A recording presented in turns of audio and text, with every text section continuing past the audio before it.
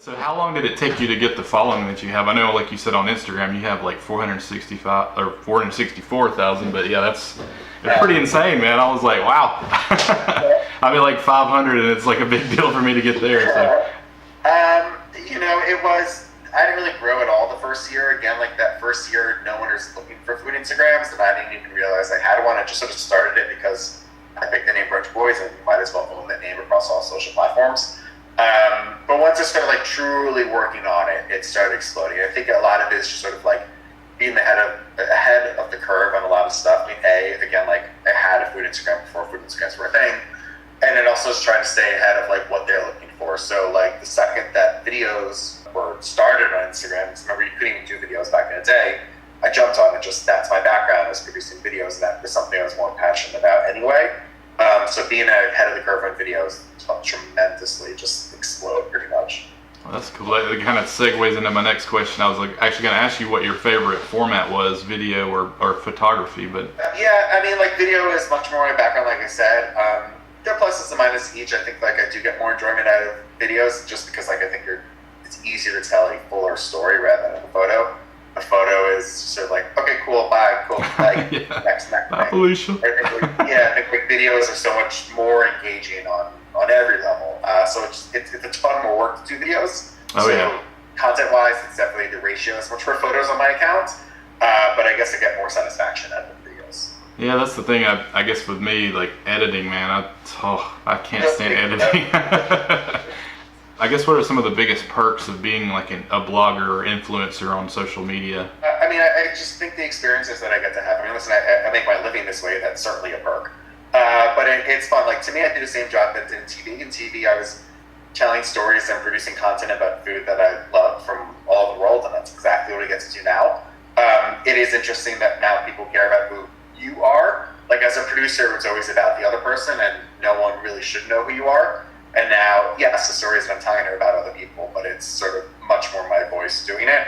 So that's an interesting side of it, just like people caring about who you are much more. Yeah, that is tough. Like I said, I'm still slowly but surely, hopefully, building a brand with my regular guy eating food stuff. But it's definitely taken a while. I've been doing it for about 2 years now, and it's hard. So yeah, and it only gets harder. Oh yeah, yeah, and like YouTube, is like getting a lot harder to grow on lately. So.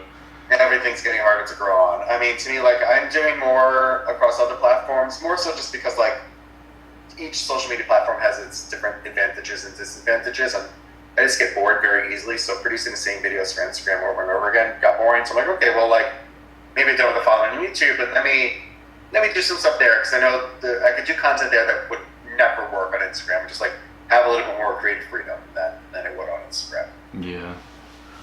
Cool. And I guess my last question would be for people out there that are trying to do this for a living. Like, what advice would you give? I know it's cliche, but I would say I think like every day, especially when you're trying to grow something that like there's no real reason for people to follow you. Like you're not a celebrity, I'm not a celebrity. Like I think you have to think that like, okay, well, what's going to make me different? What's going to make me stand out? And what would make someone follow me? Even me, like, okay, I have advantages of like, okay, well, like I have a big following, like immediately, like people pay more attention to me, I guess. But like for the name that helps and the content that helps, and every day it's like, okay, well, like someone's doing photos that are just like mine. Let me do something else. Like I got into a conversation yesterday with someone over DM, and they were complaining that my photos aren't like I changed my edit, I guess, on the photos from like being very natural, which is it for a couple of years, to being much more stylistic and like much more a photo that is only mine. He came up with my own edit.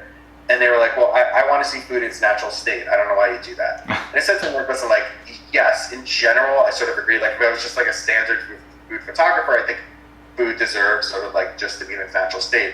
But when you're competing against a billion other people that are on Instagram, just doing the same photos that everyone else isn't going to make a difference. And yeah, like, sure, I thought my photos were better than everyone else's. But that's pretty subjective. I think when people see a photo and they think it's different, they're more likely to follow you.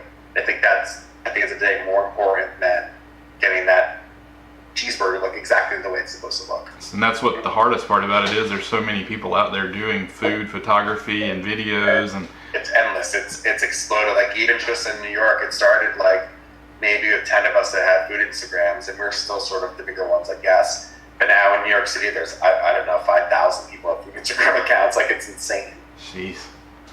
Well, cool, man. Well, I appreciate you doing the interview with me, and we'll have a good one. Take it easy. You too. Appreciate it.